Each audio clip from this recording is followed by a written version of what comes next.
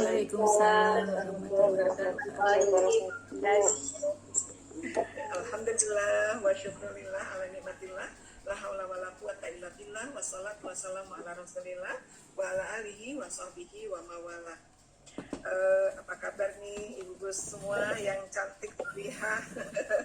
Sudah lama sekali ya kita tidak berada dalam sebuah majelis yang sama ya. Terakhir itu ulang tahun Madrasah Ummahat berapa tahun yang lalu ya di sana ya. Setelah itu belum lagi ada acara, dan pada pagi hari ini alhamdulillah atas izin Allah Subhanahu wa taala kita bisa bersama lagi dalam sebuah majelis yang semoga apa yang diikhtiarkan oleh panitia terkait miladnya menambah keberkahan dari majelisnya, membuat bertumbuh dan bertambah takwa para anggota majelisnya, dan mengokohnya ukhuwah di antara kita ya, saling berbagi, saling asah, saling asih, saling asuh. Tidak ada yang lebih di antara kita kecuali yang Allah lebihkan derajat takwanya ya di antara kita. Maka ya saya berbagi pengalaman ya, mungkin lebih tepatnya kepada teman-teman semuanya di Majelis Nisaul Jannah, dan termasuk juga mohon izin ya Kak Nia untuk bisa sharing yang terkait dengan agar anak tegak dalam fitrah. Mohon izin untuk share screen ya.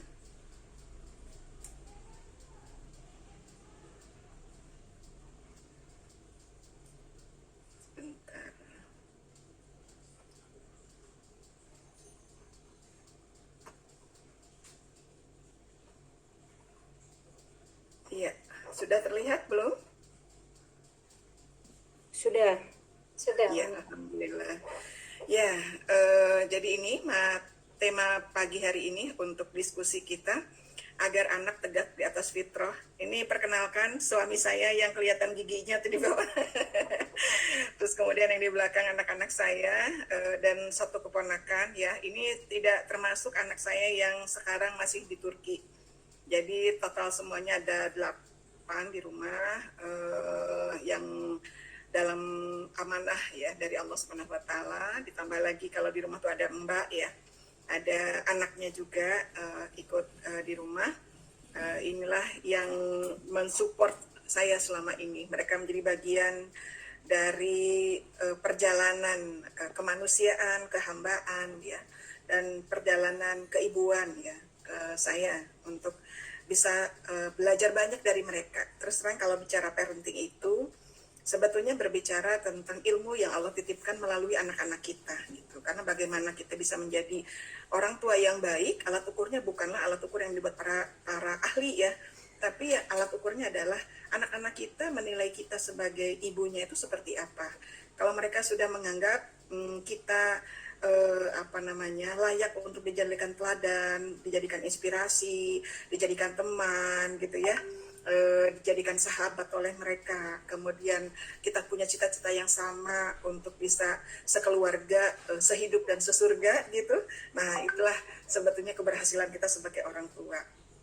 Harapannya seperti itu ya. Namun untuk sampai ke arah sana tentunya butuh proses yang sangat panjang, yang terkadang melelahkan, yang terkadang membuat kita sedih gitu ya, yang terkadang membuat kita juga tertawa bahagia, gembira, bersemangat dan sebagainya. Semua aneka rasa itu adalah karunia juga dari Allah yang membuat kita terkayakan dengan keberadaan keluarga, di mana keluarga itu adalah sebagai rizki dari Allah kepada kita ya. Nah, saya ingin mengingatkan saja pertama terkait dengan penciptaan manusia itu sendiri. Sebelum kita berbicara tentang anak ya, kita harus menyadari kedudukan kita sebagai manusia, karena dari situlah sebetulnya kita letakkan fondasi untuk pendidikan di rumah atau pengasuhan bersama anak-anak begitu ya, terhadap anak-anak. Nah, saya ingin ingatkan penciptaan manusia ini, kita ingat sejarahnya berasal dari Al-A'raf ayat 172 gitu ya. Ketika itu masih di alam ruh ya, Allah mengingatkan kita, mengabarkan kepada kita melalui Al-Quran bahwa pada saat kita masih di alam ruh itu, Allah mengeluarkan kita dari sulbi tulang belakang anak cucu Adam. Artinya kalau ini surat Al-Araf ayat 172, kalau surat An-Nisa ayat 1 ya itu mengatakan ya ayuhan nasu taqu rabbakumul ladzi khalaqakum min nafsin wahidah. Nah, bahwa kita ini berasal dari jiwa yang satu gitu. Nah, jadi dari tulang belakangnya Nabi Adam inilah kita menjadi banyak begitu ya, menjadi berketurunan. Tetapi itu belum berada di bumi gitu. Yang digambarkan dalam surat Al-Araf ini adalah keadaan kita ketika di alam ruh, di mana di situ Allah mengambil kesaksian terhadap seluruh ruh yang Allah ciptakan, seraya berkata Alastu birobikum, ya bukankah aku ini Tuhanmu gitu. Maka kita saat itu mengatakan qalu bala syahidna, betul engkau Tuhan kami dan kami bersaksi atas ketuhanan dirimu gitu ya. Nah, dan kami lakukan demikian itu agar di hari kiamat engkau tidak mengatakan sesungguhnya ketika itu kami lengah terhadap ini. Artinya peristiwa di alam ruh ini, walaupun kita mungkin baru tahu, ada mungkin di antara ibu-ibu yang baru tahu hari ini, ada mungkin ibu-ibu yang sudah tahu tapi diingatkan pada hari ini gitu ya. Kemudian ada mungkin di antara anak-anak kita yang belum tahu bahwa kita pernah berjanji kepada Allah di alam ruh. Nah, saat inilah ketika pengetahuan ini datang, ini adalah sebuah kesadaran baru yang diberikan oleh Allah kepada kita, diingatkan oleh Allah kepada kita, dan jangan sampai pengetahuan ini membuat kita beralasan satu saat gitu ya, kita mengatakan bahwa kita tidak tahu, kita tidak paham gitu ya, kita tidak sadar misalnya gitu, karena ini sudah diturunkan oleh Allah, ini sudah disampaikan melalui lisan Rasulullah SAW gitu kepada kita sebagai umatnya untuk memberikan penyadaran tentang kedudukan kita dengan janji kita kepada Allah bahwa kita sudah mengakui Allah sebagai Rabb kita jauh sebelum kita diciptakan. Ya jauh kita sebelum ada di bumi ini, di alam ruh kita sudah bersaksi kepada Allah. Nah ini jadi pengetahuan kita, dan ini juga harus kita wariskan pengetahuan ini kepada anak-anak kita agar mereka juga tahu tentang kedudukannya sebagai seorang manusia. Begitu, itu yang pertama ya, yang perlu kita terus tanamkan, kita ingatkan, dan terus jadikan sebagai penguatan gitu ya bagi kita untuk kembali lagi kepada kedudukan kita sebagai manusia dengan janji kita kepada Allah Subhanahu wa taala. Berikutnya kemudian dalam surat Ar-Rum ayat 30-31 ya, berbicara tentang fitrah ini ya. Fa'akim wajhaka lidini hanifa fitratallahi allati fatara an-nasa 'alaiha la tabdila li khalqillah dzalika dinul qayyim walakinna aktsarun nasi la ya'lamun. Maka hadapkanlah wajahmu dengan lurus kepada Islam ya, sesuai fitrah Allah. Disebabkan Dia telah menciptakan manusia menurut fitrah itu. Tidak ada perubahan pada ciptaan Allah, itulah agama yang lurus, tapi kebanyakan manusia tidak mengetahui. Nah, bagaimana caranya kita menghadapkan kembali kepada wajah Allah setelah kemudian mungkin dalam ketidaktahuan kita menyimpang, dalam ketidaktahuan kita tidak menyadari gitu ya, dalam ketidaktahuan kita tersesat begitu ya, dalam ketidaktahuan kita lalai, maka Allah mengingatkan kepada kita untuk kembali bertobat kepadanya dan bertakwa kepadanya, serta laksanakanlah sholat dan janganlah kamu termasuk orang-orang yang mempersekutukan Allah.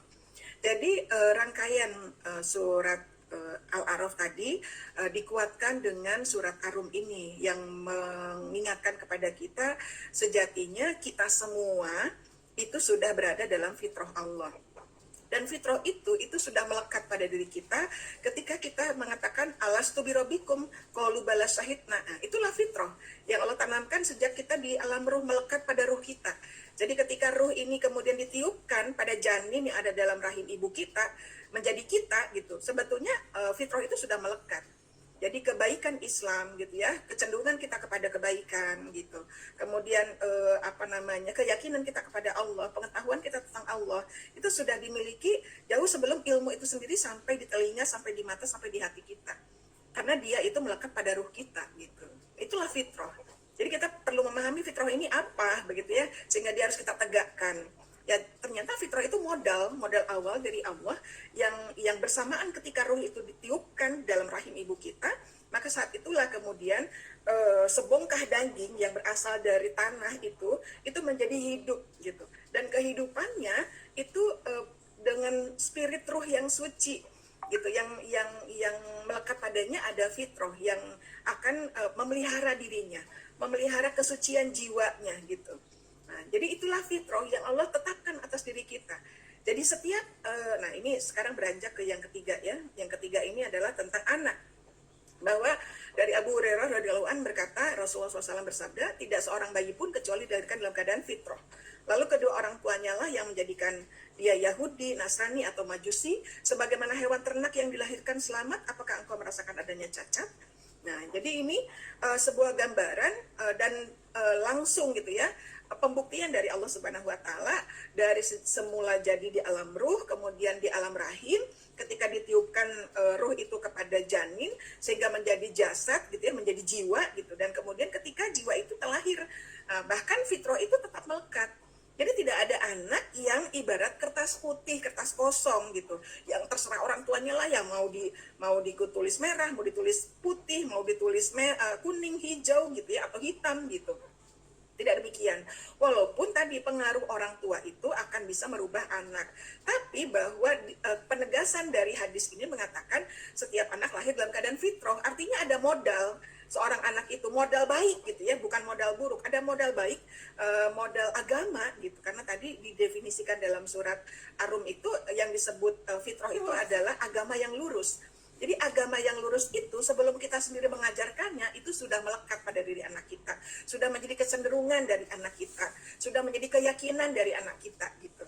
Nah, itulah modal yang diberikan oleh anak kepada setiap bayi yang baru lahir, termasuk ketika kita lahir pertama kali gitu ya dulu, gitu, sebagai seorang bayi yang suci gitu, sebagaimana sucinya ruh yang sudah Allah tiupkan kepada janin. Itu yang perlu kita pahami tentang proses penciptaan manusia. Jadi walaupun kedua orang tuanya itu bezina gitu ya, pernah terjadi di zaman Rasulullah juga gitu, ketika ada orang-orang yang berzina gitu, dan ketika ada bayi dari seorang yang musyrik gitu itu kemudian meninggal gitu, para sahabat itu bertanya kepada Rasulullah, ya Rasulullah, apakah bayi ini harus kami sholatkan sementara kedua orang tuanya musyrik gitu? Lalu kata Rasulullah, ya sholatkan. Loh, kan orang tuanya musyrik gitu. Lalu kata Rasulullah, kan anak ini lahir dalam keadaan fitrah, anak ini lahir dalam keadaan suci, orang tuanya musyrik begitu ya. Jadi anak ini kita sholatkan walaupun orang tuanya tidak menyolatkan begitu. Jadi seperti itu pemeliharaan agama ini kepada jiwa-jiwa yang masih suci gitu ya, jiwa-jiwa yang masih bening, jiwa-jiwa yang belum ternoda oleh berbagai pengaruh dunia gitu.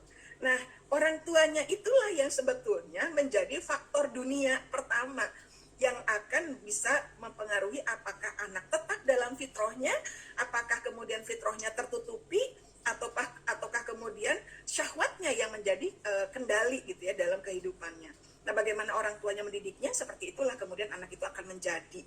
Walaupun dia sudah punya modal fitrah, tetapi kalau dominasi dari orang tua itu sangat luar biasa begitu, maka kerja fitrah itu tidak akan berdampak terlalu signifikan kepada seorang anak ya, baik dalam pemikirannya, perasaannya, keyakinannya maupun perkataan dan amal solehnya gitu ya.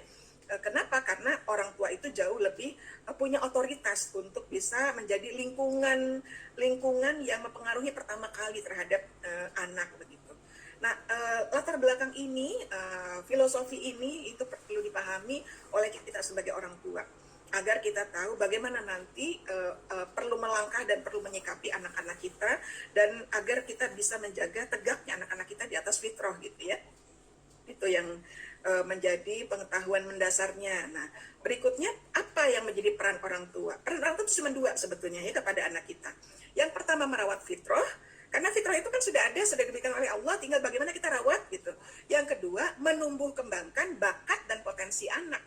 Makanya istilah dalam ketahanan keluarga, istilah dalam psikologi gitu kan, kalau terhadap anak itu ada tumbuh kembang gitu. Proses tumbuh kembang anak itu kita perlu mengetahui tahapannya gitu. Nah, disitulah sebetulnya kita mulai intervensi sebagai orang tua dalam upaya untuk merawat fitrah anak dan menumbuh kembangkan bakat dan potensi gitu ya. Nah, ini sebetulnya dua hal ini yang menjadi tugas utama dari orang tua terhadap anaknya, dan nanti seperti apa rincian ya dari merawat fitrah dan menumbuh kembangkan bakat dan potensi kita akan coba bahas lebih jauh lagi ya. Nah, ini Untuk merawat fitrah anak, nah, untuk merawat fitrah anak tadi karena fitrah itu sudah ada ya dalam diri anak, maka tugas kita sebagai orang tua yang pertama sekali gitu, yang pertama sekali adalah menerima anak seutuhnya. Karena ada orang tua yang tidak menerima anaknya dengan alasan misalnya kondisi situasi ekonomi yang masih belum memungkinkan untuk punya anak. Apalagi sekarang tren di mana child free itu sudah mulai banyak gitu ya dipahami oleh dan diikuti oleh anak-anak muda sekarang gitu. Jadi mereka menghindari untuk punya anak ya, membebaskan diri untuk punya anak karena merasa belum siap, karena merasa tidak merdeka, karena merasa jadi beban, karena merasa bahwa itu mahal biayanya gitu kan, luar biasa sekali gitu ya,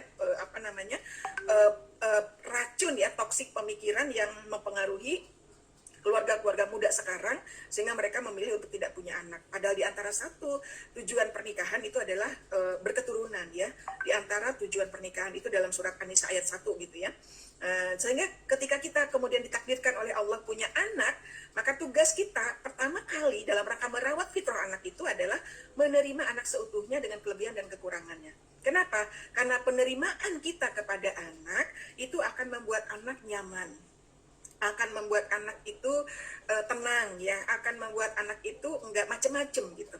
Jadi kalau ada seorang ibu yang ketika hamilnya itu banyak bermasalah gitu ya, entah itu secara psikologis, entah itu secara biologisnya gitu ya, entah itu dampak dari lingkungan sekitarnya gitu. Biasanya juga penerimaan terhadap anak itu kurang. Nah, ketika seorang ibu itu merasa berat, merasa sulit, merasa terbebani dengan anak gitu ya, itu ada dampak nanti kepada anak yang sedang dikandung. Dan itu berpotensi untuk nanti memunculkan permasalahan ketika anak itu lahir. Entah anaknya jadi rewel, entah itu anak yang menjadi terhambat tumbuh kembangnya dan sebagainya gitu ya. Itu terbukti ya dari berbagai pengalaman saya dengan beberapa teman, bukti empiris ya, dan juga saya pernah membuat sebuah kuliah WhatsApp ya tentang baby blues gitu. Ternyata banyak sekali yang ikut se-Indonesia itu ya, sampai kita membuat 2 kali kuliah WhatsApp-nya gitu. Di antara latar belakang kenapa baby blues itu terjadi adalah kesiapan menerima anak seutuhnya dengan segala kelebihan dan kekurangannya. Dan itu faktor-faktor diri, faktor suami, faktor keluarga gitu ya, faktor lingkungan, itu besar sekali pengaruhnya. Tapi yang paling penting adalah bagaimana sikap kita sebagai orang tua dalam penerimaan anak ini ya, agar fitrah anak yang sudah menjadi modalnya itu bisa berfungsi dengan baik. Tujuannya sebetulnya itu ya. Kemudian juga menyadari ya, setelah menerima anak seutuhnya, menyadari bahwa anak itu sebagai amanah dari Allah Subhanahu wa taala. Jadi anak itu rizki dari Allah, sekaligus ujian, sekaligus juga pertanggungjawaban. Itu yang harus kita dudukkan gitu ya. Sehingga anak itu bukan milik kita. Anak itu bukan kita. Walaupun lahir dari rahim kita, tapi bukan kita. Jadi untuk supaya kita mampu membedakan antara diri kita dengan anak kita. Diri kita dengan anak kita itu tidak sama. Kita punya skenario hidupnya sendiri dan anak kita juga punya skenario hidupnya sendiri. Maka ketika kita menyadari bahwa anak itu adalah amanah, kita akan mendidik anak itu sebagaimana dititipkannya itu kepada dari Allah itu bagaimana, gitu ya. Kita akan membaca nanti amanah tersebut itu seperti apa begitu ya. Kita akan pelajari, kita akan menggali gitu. Karena kita menempatkan anak itu bukan milik kita, tapi amanah dari Allah. Maka kita akan pelajari apa yang Allah inginkan terhadap anak itu melalui kita. Seperti itu. Maka penting bagi kita setelah kita menyadari anak itu adalah amanah ya, sehingga kita tidak mendidik anak sekehendak hati sesuai dengan keinginan kita atau obsesi kita, tapi kita mendidik anak karena ini ditempatkan sebagai amanah dengan rasa tanggung jawab.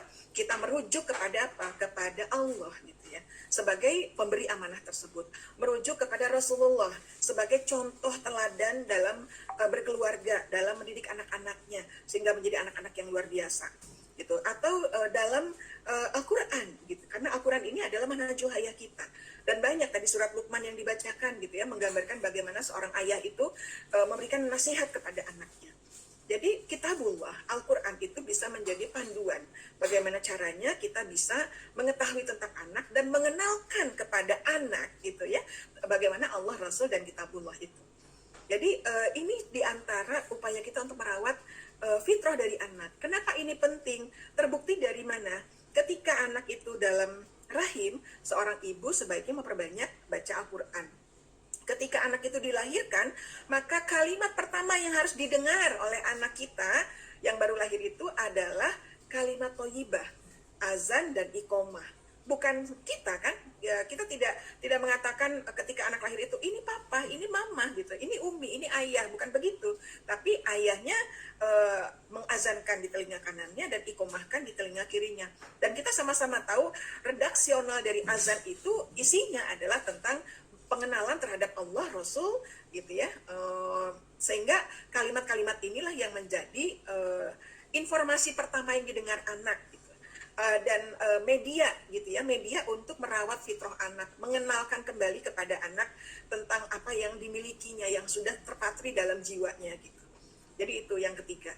Kemudian juga akikoh gitu ya, akikoh yang atau azan dan akikoh yang kita biasa lakukan gitu ya, atau menjadi sunnah muakkad ya kita melakukannya. Nah, itu adalah cara kita melindungi anak dari berbagai ancaman. Walaupun itu juga dikategorikan dalam sebuah hadis merupakan tebusan dari orang tua kepada anaknya. Sehingga kepemilikan seorang anak itu pada diri orang tua itu menjadi utuh gitu. Dan pada saat itulah sebetulnya kambing yang kita sembelih gitu ya, itu juga merupakan perlindungan pertama bagi perlindungan kedua ya setelah azan dan iqomah, itu perlindungan kedua dari orang tua kepada anaknya dari godaan setan. Karena kita sudah tebus anak kita kepemilikannya gitu ya dengan syariat Rasulullah gitu ya, maka itu sebetulnya sebuah benteng ya yang bisa menjadi pelindung bagi anak kita dari ancaman begitu. Dan kemudian juga syariat yang kita syariat yang kita ketahui, kemudian lingkungan yang kita ciptakan gitu. Bagaimana bisa melindungi telinga, melindungi mata, melindungi hati anak kita dari berbagai pengaruh buruk gitu. Karena tadi ya hadisnya mengatakan bahwa orang tua yang bisa membuat anak itu menjadi Yahudi, Majusi dan Nasrani gitu. Nah, ancaman untuk fitrah itu jadi tidak berfungsi gitu dengan tertutupnya dengan informasi-informasi yang menutupi hati gitu ya, yang memadamkan cahaya jiwa gitu. Itu yang harus menjadi tugas orang tua, menjauhkan melindungi anak dari hal-hal tersebut. Maka sangat baik sekali ketika anak-anak itu masih kecil, itu yang terdengar hanyalah kalimat-kalimat yang baik, di lingkungan yang baik gitu kan, kemudian dibiasakan mendengarkan Al-Quran dan sebagainya. Nah, diantaranya bukan hanya sekedar melindungi ya, tetapi juga ini upaya dan tanda cinta gitu yang tulus dari kita kepada anak kita gitu ya. Kita perlu menerima, kita perlu mengapresiasi, kita perlu mensyukuri, dan kita sampai harus mencintai ya anak kita. Kalau kita mencintai anak kita, kita akan memberikan yang terbaik dari diri kita. Bahkan kita tidak akan berhitung apa yang sudah kita berikan untuk anak kita. Gitu. Terutama apa? Kenapa cinta ini menjadi sarana untuk merawat fitrah? Karena pada dasarnya setiap anak butuh kasih sayang ya, sebagaimana kita juga merindukan cinta ya yang bisa melindungi kita, yang bisa memberikan kenyamanan kepada kita, yang bisa mengayomi kita, menenangkan jiwa kita gitu. Maka demikian juga anak gitu membutuhkan orang tuanya hadir dengan cinta dan kasih sayang yang tulus ya, yang bisa menerima mereka apa adanya, kemudian bisa mengayominya, bisa mengasuh dan mendidiknya dengan cinta dan kasih sayang. Nah, upaya ini pun sebetulnya dimaksudkan untuk mengokohkan akidah anak. Karena Allah pun menghadirkan kita ke bumi ini dengan fasilitas. Bumi dan langit ini sudah diciptakan terlebih dahulu sebelum kita diciptakan. Rizki sudah dijamin terlebih dahulu sebelum kita sendiri diciptakan. Begitu kan, takdir sudah ditetapkan lebih dulu sebelum kita sendiri terlahir ke dunia ini. Jadi Allah merangkaikan skenario yang sempurna untuk kehidupan kita ketika kita terlahir di dunia. Ketika Allah melakukan itu untuk kita, maka tugas kita juga sebagai orang tua melakukan itu untuk anak-anak kita. Sehingga anak-anak kita merasa aman bersama kita, nyaman bersama kita, dan merasa dicintai, dilindungi gitu ya. Kemudian juga dihargai gitu dirinya. Dan kemudian juga digunakan gitu, fitrah yang sudah Allah berikan itu kemudian dijadikan sebagai modal ya untuk kita kokohkan gitu keberadaannya. Walaupun dalam ayat yang tadi dalam surat 30 ayat 30 itu dikatakan la tabdila li khalqillah dzalika dinul qayyim, tidak ada perubahan dalam fitrah Allah itu gitu. Tetapi fitrah ini bisa tertutupi dengan noda dan dosa dan kemaksiatan gitu ya. Bisa juga menumbuh suburkan hati apabila kemudian ditambahkan dengan nilai-nilai akidah yang lain gitu. Dengan pengenalan pada Allah, pengenalan pada Rasul, pengenalan pada kitabullah, dia akan semakin kokoh. Ditambah lagi orang tua juga yang menjadi teladan. Bagaimana ketika iman itu ditegakkan, bagaimana ketika sebuah keluarga itu melakukan ibadah bersamaan gitu. Itulah yang upaya-upaya kita bisa mengokohkan akidah dan bisa merawat fitrah anak kita. Dan ini juga sebetulnya akan berdampak kepada tercegahnya ku anfusakum ahlikum naro gitu ya, tercegahnya kita dan anak-anak kita dari ancaman api neraka gitu yang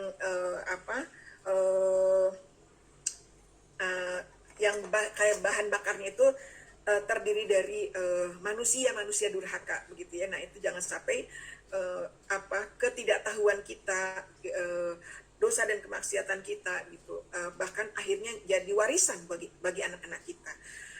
Mari kita berlindung pada Allah gitu ya, agar kita menjadi sosok orang tua yang mewariskan kebaikan, yang mewariskan amal soleh, yang mewariskan nilai-nilai akidah yang kokoh gitu ya, yang mewariskan cita-cita yang tinggi gitu, sehingga akhirnya kita bisa bersama dalam kehidupan di dunia dan juga bisa berkekalan hingga ke surga.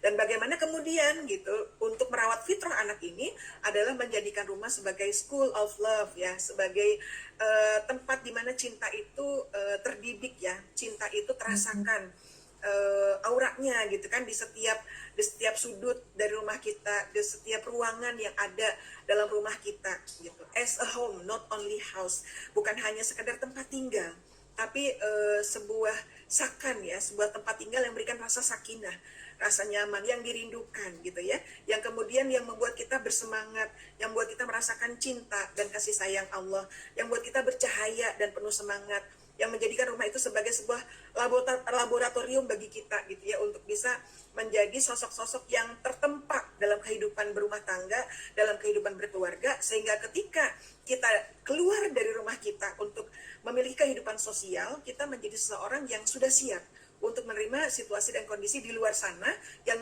mungkin akan sangat berbeda, yang mungkin akan bisa berdampak kepada jiwa kita, yang mungkin akan menjadi ancaman sekaligus juga gangguan gitu ya bagi diri kita.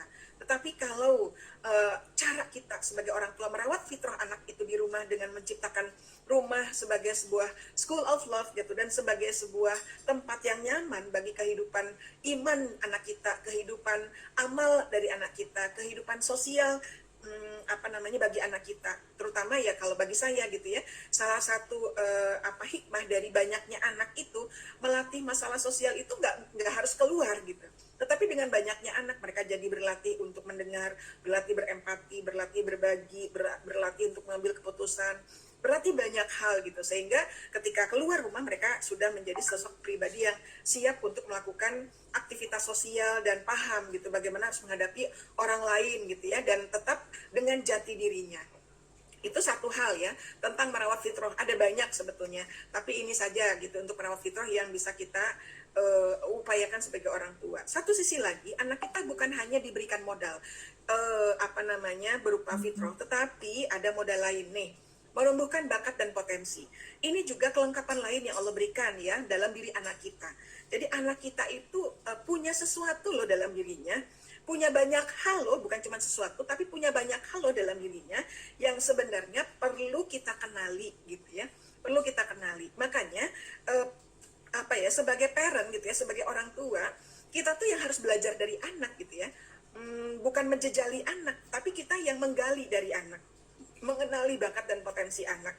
Sekarang kan sudah banyak ya tools-tools untuk kita bisa mengenali anak, misalnya dengan talent mapping gitu ya, dengan kalau kalau Kak Nia Steven ya Kak ya gitu ya, dengan Steven, kemudian dengan berbagai tools ya yang bisa membuat kita jadi tahu tentang bakat anak, bakat dan potensi anak gitu. Ini penting bagi kita untuk membantu kita sendiri memberikan treatment yang tepat ya kepada anak, dan kemudian membuat kita menjadi seorang petani yang baik lah gitu ya, ibarat bibit gitu ya. Anak kita ini adalah bibit unggul yang Allah berikan kepada kita. Kalau cara kita merawat anak ini tidak tepat, dia jadi bantat gitu ya, dia menjadi bonsai kan. Pohon itu jadi bonsai itu kalau dipangkas terus sama yang punyanya gitu, dibatasi gitu ya ruang geraknya gitu. Digemukkan tuh cuman akarnya doang gitu, kalau daun-daunnya masih sedikit aja, supaya apa? Supaya jadi bonsai gitu. Nah, jangan sampai keberadaan kita sebagai orang tua ini kalau tidak mengenali bakat dan potensi anak, jatuhnya kayak membonsai gitu ya anak kita, menghalang-halangi anak kita untuk tumbuh dan berkembang menjadi manusia hebat gitu ya. Jadi anak-anak kita harus yakini bahwa mereka terlahir sebagai juara, terlahir sebagai anak yang hebat. Kenapa? Karena kita untuk menjadi seperti sekarang, kita harus mengalahkan 200 juta sel sperma yang lain gitu. Ya, jadi sekali semprot itu bapak-bapak gitu ya. Kalau sedang klimaks gitu ya, itu menghasilkan jumlah sperma sebanyak 200 juta. Nah, dari 200 juta itu hanya satu kan yang jadi kita gitu ya. Hanya satu yang jadi kita. Tentunya perjuangan satu melawan 200 juta itu kan tidak mudah gitu ya. Luar biasa sampai akhirnya dia menjadi manusia gitu. Nah, itu potensi gitu ya, potensi yang sudah Allah lekatkan kepada diri kita, sudah menjadi bagian gitu dari kita untuk menjadi seseorang yang unik ya, seseorang yang sebetulnya bisa menjadi sosok yang unggul gitu. Maka untuk membuat anak kita tuh menjadi seperti itu gitu ya, dengan fitrahnya gitu, dan menjadi sosok yang kuat gitu, kita harus kenali apa yang menjadi bakat dan potensi anak kita. Yang kedua kemudian gitu, karena kita kan membesarkan anak tuh di rumah gitu ya, setelah sekolah pun kan kembalinya ke rumah, setelah bekerja pun kembalinya ke rumah gitu. Jadi bagaimana kita perlu melakukan pendidikan berbasis rumah, bukan homeschooling ya. Karena ini suka jadi rancu dengan homeschooling. Kalau homeschooling itu kan memindahkan kurikulum sekolah ke rumah gitu, kayak sekarang gitu ya, anak-anak daring gitu ya. Nah, itu kan homeschooling karena dia nggak ke sekolah gitu, dia sekolahnya di rumah, guru-gurunya di sekolah kayak begitu ya. Termasuk kita juga membantu proses sekolah anak-anak itu di rumah, itu namanya homeschooling. Tapi yang dimaksudkan di sini adalah pendidikan berbasis rumah, di mana rumah itu menjadi menjadi tempat ya, tempat fasilitas dan sekolah gitu sekaligus ya. Di mana semua anggota rumah itu dari mulai ayah gitu ya, ibu, kemudian anak, kemudian mbak, kemudian ruangan-ruangan yang ada di rumah itu menjadi sarana untuk pendidikan tersebut ya, menjadi alat-alat yang bisa digunakan untuk bisa mewujudkan pendidikan berbasis rumah gitu. Nah, ini nanti akan kita bahas lebih lanjut ya gitu. Kemudian juga tugas yang lainnya adalah memfasilitasi penyaluran bakat. Kalau sebelumnya mengenali bakat dan potensi anak, kemudian juga kita melakukan home education gitu ya. Kalau home education itu kewajiban kita sebagai orang tua. Tapi kalau homeschooling itu pilihan dalam kita cara mendidik anak kita gitu. Tapi kalau home education itu kewajiban kita, karena kita nanti kelak akan ditanya tentang anak kita. Maka konsep kita dalam mendidik anak ini harus betul-betul kita ketahui, kita pelajari, kita yakini, dan kita perjuangkan gitu. Nah, dalam rangka itu juga kita kemudian fasilitasi penyaluran bakat dan potensi anak. Nah, untuk penyaluran kenapa dipisahkan? Karena boleh jadi tidak disalurkan hanya di rumah saja.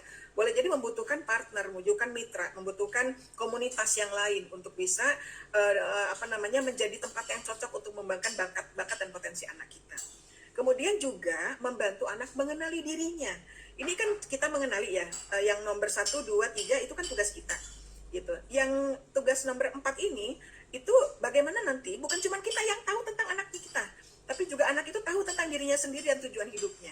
Sehingga pada akhirnya ada masa di mana kita akan berpisah dengan anak kita. Ada masa di mana kita akan meninggalkan anak kita selama-lamanya. Maka kita harus membantu anak kita untuk bisa menjadi seseorang yang tahu tentang dirinya, tahu tujuan hidupnya, dan punya kemandirian dalam menjalani hidupnya. Begitu. Nah, dalam proses kita menumbuh kembangkan bakat dan potensi anak ini, syaratnya 2 nih, tidak menggegas dan tidak ngegas. Jangan keburu-buru gitu ya, jangan cepet-cepet maksain anak kecil udah dilesin macem-macem gitu. Padahal dia mungkin masih membutuhkan main, masih membutuhkan eksplorasi, tapi kita sudah jadwalnya ketat gitu. Ada jadwal les lah, jadwal gitar lah, ada jadwal olahraga lah dan segala macam gitu ya. Apalagi anak-anak sekarang baru lahir aja udah jadi model gitu ya di medsos gitu. Jadi akhirnya anak tidak bisa istirahat dengan baik gitu ya, lagi istirahat aja di foto-foto sama emaknya gitu ya. Dan anak nggak bisa protes saat itu gitu. Padahal sekarang banyak sekali akhirnya penyalahgunaan foto-foto bayi gitu ya di media sosial. Itu karena orang tuanya ngegas gitu ya, buru-buru gitu. Buru-buru dan pengen cepat menghasilkan gitu, mendidik anak itu. Pengen cepat untung istilahnya gitu ya. Kalau anak bisa menghasilkan duit dari sejak kecil, kenapa tidak gitu. Dijadikan komoditas gitu ya. Dan sekarang banyak orang tua yang menjadikan anaknya sebagai komoditas. Nah, jangan sampai kemudian anak kita jadi korban obsesi kita sebagai orang tua dengan kita tidak mencoba memahami lebih utuh tentang anak kita, tidak mencoba menikmati kebersamaan bersama anak kita gitu ya, saking pengen bergegas gitu ya, dan pengen juga cepet-cepet ngegas gitu. Nah, kemudian yang terakhir gitu ya, bagaimana menumbuh kembangkan bakat dan potensi anak kita itu, kita perlu bersikap rileks dan optimis ya, perlu menciptakan sebuah lingkungan yang baik agar anak kita mampu mengekspresikan dirinya, mampu menceritakan pikirannya, mampu merasakan apa yang dia pikirkan, mengungkapkan apa yang dia pikirkan gitu ya, bukan cuma merasakan apa yang dia pikirkan, tapi mengungkapkan pikiran dan perasaan yang ada pada dirinya. Itu siapa lagi yang bisa melakukan itu kalau bukan kita? Dan caranya kan bukan sekali waktu kemudian langsung anak itu bisa cerita, tidak kan? Lewat proses yang panjang dari sejak kita kehamilan, kita banyak baca gitu ya.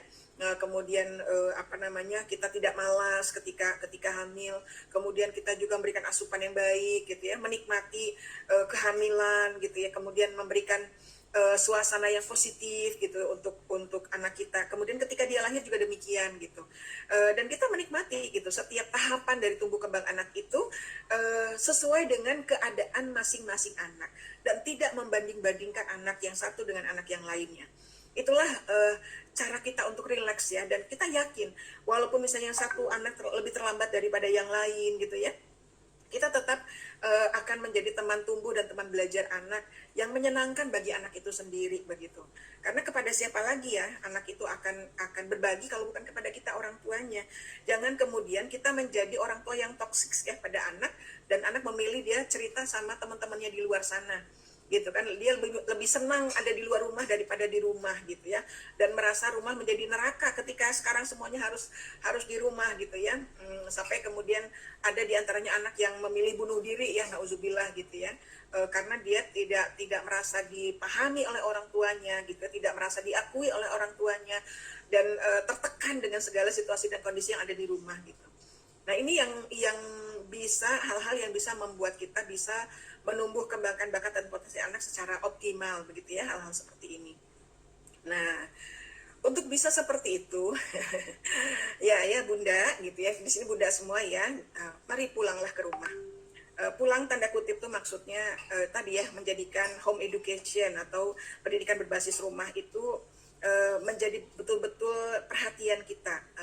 Kita hari ini stay at home ya, work from home gitu. Mari kita tambahkan dengan learn from home gitu. Jadi belajar dari rumah kita sendiri gitu. Jangan belajar dari luar untuk rumah kita. Sebelum kita belajar mengambil dari luar, outside in gitu ya, dari luar sana ke rumah kita, justru yang harus kita lakukan itu adalah inside out. Apa yang ada di rumah kita yang harus kita pelajari. Karena itulah sesungguhnya amanah yang Allah berikan kepada kita. Itu biasakan untuk inside out, bukan outside in. Terus terang, ilmu parenting yang banyak dari seminar-seminar itu pada akhirnya menjadi dasar ibu-ibu atau bapak-bapak mendidik anak-anaknya tanpa berusaha untuk mengenali anak-anaknya itu sendiri gitu, bahkan memaksakan. Kan kalau kata ilmu parenting harus begini, harus begini, harus begini, harus begini, padahal setiap keluarga itu berbeda dan setiap anak itu unik. Jadi semestinya ketika kita mau berbicara tentang tegaknya anak di atas fitrah, yang harus dikenali itu bukan teori dari luar sana. Yang harus dikenali pertama kali itu adalah anaknya itu sendiri. Anak kita yang ini seperti apa sih?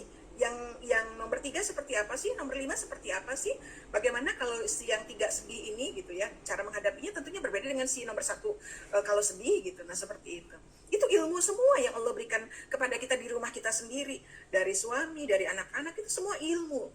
Jadi mari tambahkan PR kita di rumah, jangan cuma stay at home, jangan cuma work from home, tapi juga bagaimana learn from home gitu ya, with love tentunya ya, dengan cinta gitu. Karena memang kalau pakai kurikulum kayak di sekolah, homeschooling, di rumah jadi stres. Tapi kalau kita belajar dari orang rumah gitu ya, dengan rileks dan optimis, itu akan menyenangkan. Setiap pertemuan dengan anak itu akan jadi satu diskusi yang mengalir, yang menyehatkan dan menyenangkan dan memberikan kenyamanan, dan juga menghadirkan bonding gitu ya antara setiap anggota keluarga. Jadi itu ya yang perlu kita hidupkan sekarang di rumah kita, yang hingga hari ini kita memang masih situasi dan kondisi di mana rumah itu jadi base camp gitu ya buat kita semua. Sekolah pindah ke rumah, homeschooling bukan ya. Kita home education, menjadikan rumah sebagai pusat belajar bagi kita ya. Mungkin di antara orang tua di antara kita lah gitu, ada yang tak siap menjadi guru pengganti, ya wajar karena kita bukan guru, kita pendidik gitu ya, berbeda dengan guru. Kalau guru tugasnya adalah transfer knowledge, makanya untuk menjadi guru dia butuh kuliah. Tapi untuk menjadi orang tua kita nggak perlu kuliah gitu ya. Untuk menjadi orang tua tidak perlu kuliah, karena menjadi orang tua itu qadarullah. Karena menjadi orang tua itu adalah qadarullah, yang perlu dipelajarinya bukan ilmu perkuliahan. Yang perlu dipelajarinya adalah keimanan kita kepada takdir Allah. Kemudian bagaimana Rasulullah menjadi panduan bagi kita untuk mendidik anak-anak kita. Bagaimana Al-Quran kita pelajari sebagai sumber inspirasi. Bagaimana kita menjadi guru bagi anak-anak kita. Menjadi pendidik yang baik bagi anak-anak kita. Jadi kita jangan terjebak pada tuntutan akademis ya, yang hari ini tetap menjadi favoritnya ibu-ibu gitu ya. Kalau anaknya berprestasi di sekolah jadi kebanggaan gitu ya. Tapi kalau anaknya baik gitu ya, walaupun tidak berprestasi, tidak menjadi kebanggaan. Padahal sesungguhnya kebaikan atau karakter yang baik itu jauh akan lebih menyelamatkan daripada sekedar akademik yang baik begitu ya, akademik yang bagus gitu. Ada banyak orang yang sekarang, maaf ya, data terakhir itu orang-orang yang korupsi itu akademiknya semakin tinggi gitu ya. Jadi semakin dia itu keilmuannya tinggi, maka korupsinya semakin luar biasa. Gitu. Jadi data-data yang ada gitu ya, para koruptor itu ternyata gelar-gelarnya tuh sekarang tinggi-tinggi gitu, para koruptor itu. Jadi bukan saya mau merendahkan masalah akademik gitu, tetapi akademik itu tidak menjamin ya, tidak menjadi jaminan akan tegaknya fitrah anak kita. Tetapi kalau karakter yang asal mulanya dari keadaan jiwa anak kita. Kalau akademik itu kan sesuatu yang dipelajari gitu ya, dari luar. Kalau karakter itu yang ditumbuhkan dari dalam. Nah tugas kita orang tua itu, kalau masalah akademik nggak apa-apa, anak itu sekolah gitu ya, nggak mesti juga anak itu semuanya di rumah, enggak gitu. Anak-anak itu belajar di sekolah, homeschooling pun nggak masalah. Tetapi kalau sudah masalah karakter itu tugas kita gitu, tugas kita sebagai orang tuanya. Maka itu menjadi tanggung jawab kita penuh, dan itu harus kita pelajari dari keunikan anak-anak kita gitu. Dan mungkin di antara kita juga ada yang bingung dengan sumber daya belajar. Nah, jangan pernah bingung ya, karena rumah kita sendiri sudah dirizkikan oleh Allah buat kita. Setiap sudut dari rumah kita bisa jadi sarana belajar. Setiap persoalan di rumah kita menjadi PR gitu ya, menjadi PR pekerjaan yang harus kita carikan solusinya, dan menjadi cara tools ya untuk bisa membuat kita meningkatkan kapasitas kita dan kemampuan kita untuk problem solving.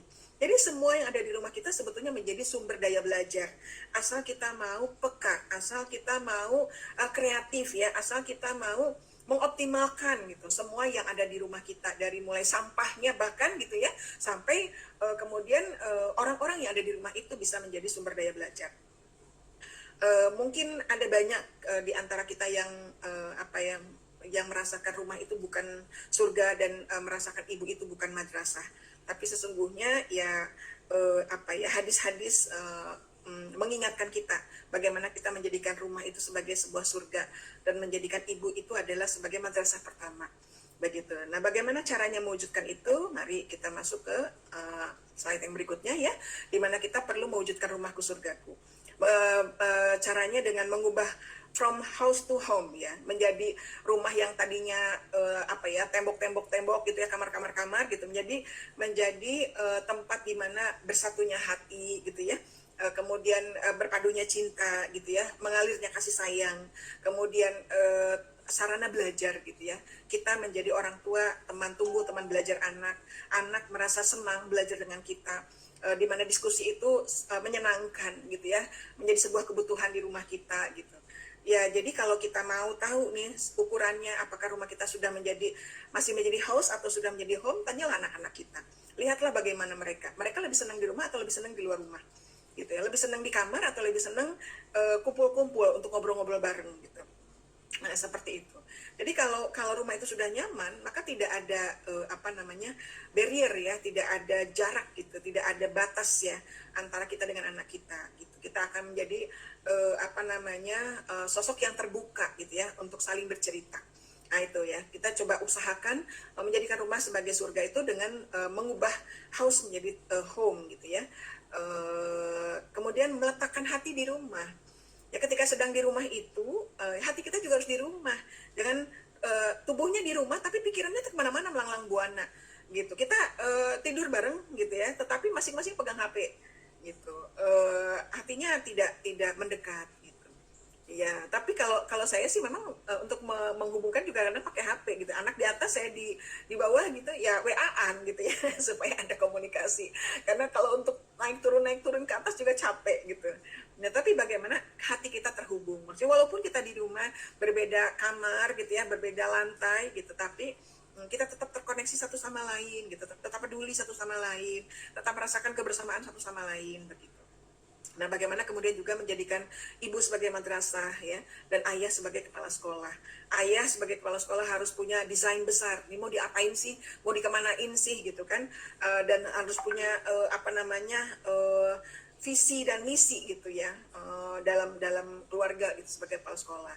Dan daily activitiesnya itu ada pada ibu gitu ya, ada pada ibu yang setiap harinya menemani anak, setiap harinya mengurus rumah, setiap harinya tahu persis apa yang terjadi di rumah gitu ya. Pengawasnya ayah gitu. Nah, pembagian peran seperti ini akan menjadi satu harmoni yang luar biasa kalau masing-masing memahami kedudukannya, tupoksinya gitu ya, dan saling mau bekerja sama gitu, dan saling mau melengkapi seandainya di antara salah satu belah pihak yang ada yang tidak bisa menjalankan kewajibannya gitu. Dan ayah sebagai sang konsultan pendidikan begitu. Jadi kalau ada permasalahan terkait dengan pendidikan, saya suka berbeda dengan suami saya gitu ya. Tapi kalau sudah memang diputuskan, ya saya juga berusaha untuk mengikuti apa yang diharapkan oleh suami saya gitu. Walaupun pada akhirnya ketika anak-anak sudah semakin besar, masalah pendidikan ini juga anak-anak terlibat untuk memutuskan begitu ya, mereka tuh mau kemana, mau di mana gitu kan, dan mengapa mereka memilih itu gitu, kita sama-sama dengarkan. Dan sebagai orang tua gitu ya, dan ayahnya juga sebagai konsultan pendidikan, hanya bisa memberikan pandangan gitu, tidak bisa juga menetapkan sebuah keputusan begitu, karena anak yang akan menjalani kehidupannya sendiri. Seperti itulah peran masing-masing kita dalam rumah, sehingga akhirnya rumah itu sebagai sumber daya pendidikan yang luar biasa ya, yang sangat kaya sebetulnya Allah berikan kepada kita, di mana akhirnya kita bisa merasakan walaupun rumahnya sempit tapi bisa seluas dunia, karena sekarang gitu ya, lewat media gitu ya, lewat HP, lewat internet, dunia itu bisa kita undang ke rumah kita untuk bisa kita pelajari bersama. Jadi rumah kita yang kecil itu tetap bisa terasa seluas dunia ketika yang kita bicarakan itu melewati batas-batas rumah kita. Jadi bukan masalah berapa besar rumahnya, tapi seberapa lapang hati kita untuk bisa menerima gitu ya, berbagai kekayaan yang ada di rumah kita, dengan perbedaan yang ada, dengan keunikan masing-masing anggota keluarga, dan kemudian kesiapan kita untuk menjadi bagian dari dunia ini secara keseluruhan.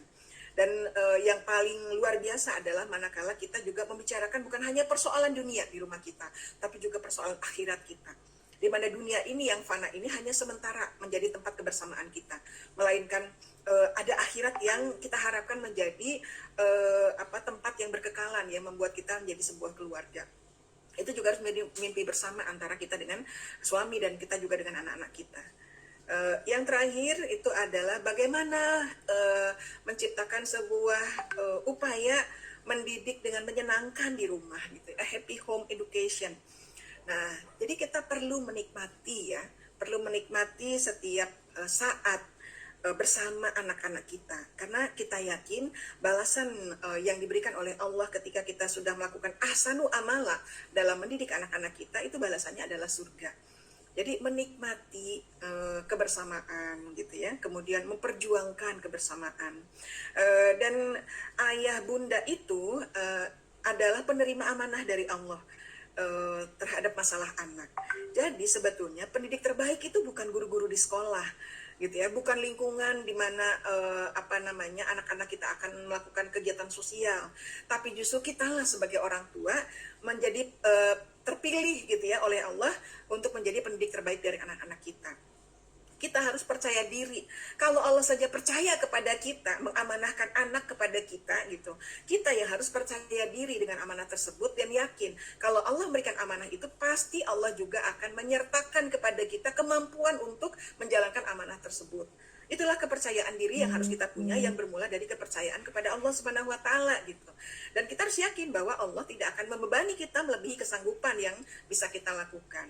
Jadi apapun nanti ujian yang akan kita hadapi bersama anak-anak kita gitu ya, itu akan tetap membuat kita yakin bahwa selalu ada cara Allah untuk menguji kesungguhan kita, untuk menaikkan derajat kita, untuk mengasah kemampuan kita, agar kita mampu mengerahkan segala daya dan upaya dalam mempersembahkan amal terbaik sebagai seorang orang tua gitu ya untuk anak-anaknya. Dan mendidik dan belajar ini kan satu proses yang bersamaan sebetulnya ya. Bima kuntum tu'alimun alkitab wa bima kuntum tadrusun gitu. Jadi di waktu yang bersamaan kita itu mengajar anak-anak kita, di waktu yang bersamaan kita juga sedang belajar dari anak-anak kita. Jadilah orang tua yang rendah hati ya. Jadi bukan hanya ingin mencekoki anak dengan cita-cita dan obsesi kita, tapi bagaimana kita punya kerendahan hati untuk belajar dari mereka. Anak-anak kita canggih loh ya, anak-anak kita tuh hebat-hebat gitu. Ya, bahkan kita sendiri sebagai orang tua kadang-kadang nggak bisa ngikutin mereka. Maka ya perlu menjadi orang tua yang lapang hati, rendah hati gitu ya, untuk mau belajar dari anak-anak kita, belajar bersama anak-anak kita gitu.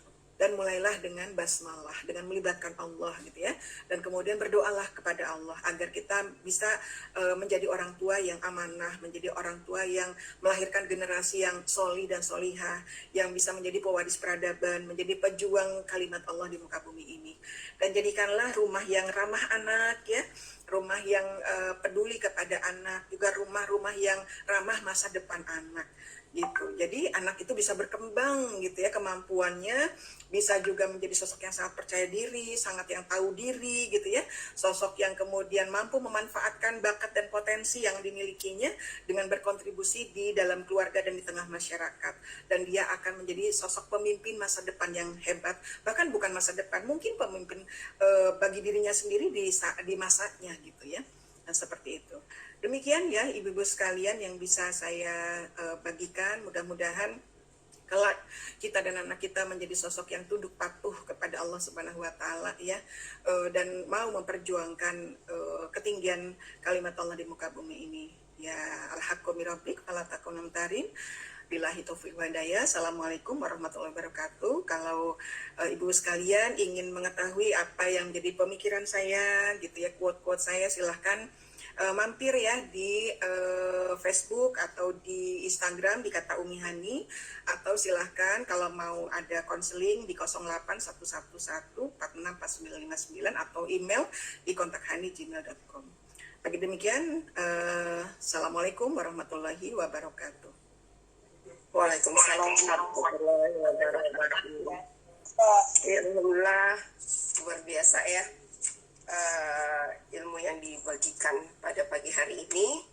Tentunya buat kita kembali menengok ke dalam, nggak jauh-jauh ke rumah kita sendiri ya, betapa rumah menjadi basis, menjadi sumber buat kita untuk bisa menegakkan fitrah anak-anak kita. Dari tadi Mbak Fitrah dipanggil-panggil terus tuh. Ya, insyaallah. Oke, ada kesempatan untuk bertanya buat teman-teman, untuk memperdalam, menggali lagi ya dari uraian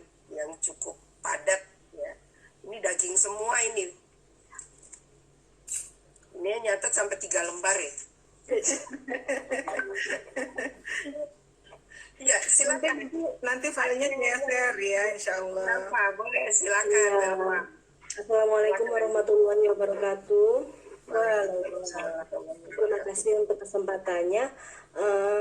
Yang dari tadi saya dengarkan itu ketika anak itu sudah mendapatkan fitrahnya dan ada orang tua yang mungkin ingin lebih atau mencoret kertas putih si anak ini, itu kalau pengalaman pribadi saya itu kok sepertinya campur tangan si inner child ini tuh kok terasa besar gitu ya Umi ya.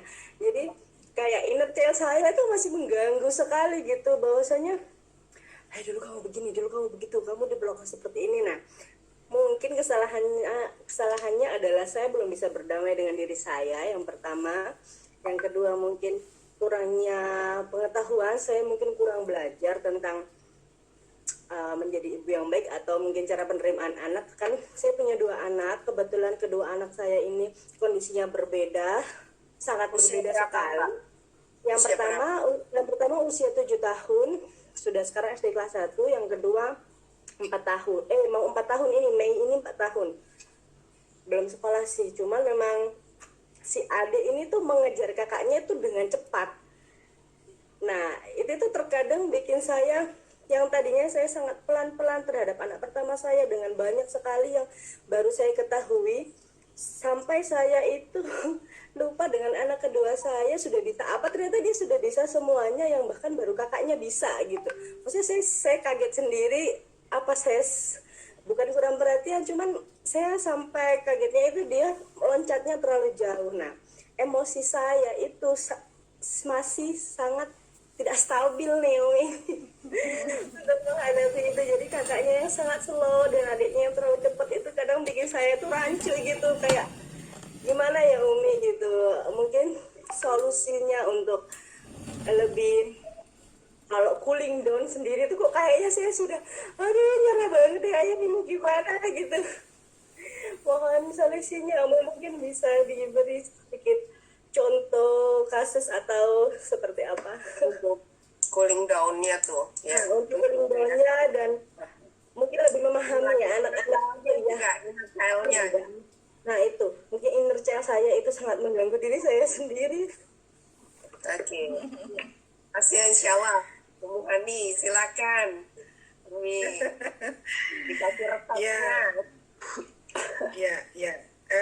Sebetulnya sebelum kita membicarakan anak ya, memang perlu menuntaskan diri terlebih dahulu gitu.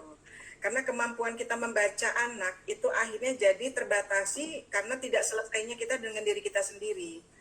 Nah, kalau kita itu masih tadi menyisakan inner child ya, yang harus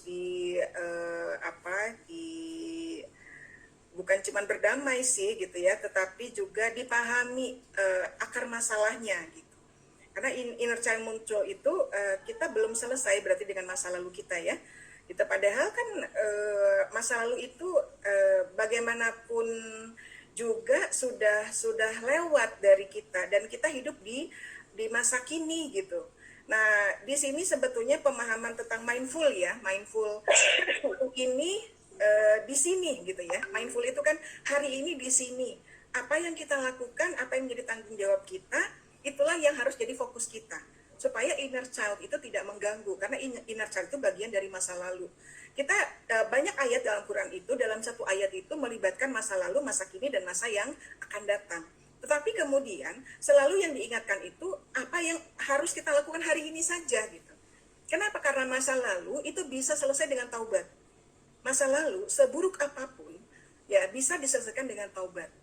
Ada banyak ibadah-ibadah yang mampu menjadi wasilah bagi kita untuk menerima masa lalu ya, kemudian memaafkan masa lalu dan kemudian berdamai, tadi bahasanya ya, berdamai dengan masa lalu.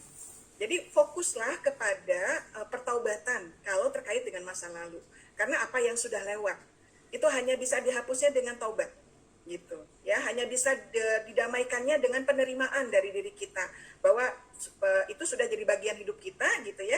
Kalau kita tidak ingin mengganggu gitu, maka ya kita sendiri bertobat untuk diri kita dan kita memaafkan.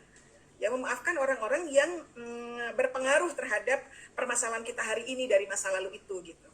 Nah, memaafkan ini sebetulnya kuncinya. Kalau kita lapang hatinya gitu, maka mudah bagi kita memaafkan. Tapi kalau masih menyisakan luka gitu ya dalam hati kita gitu, dan itu cukup dalam, maka luka itu yang harus disembuhkan terlebih dahulu.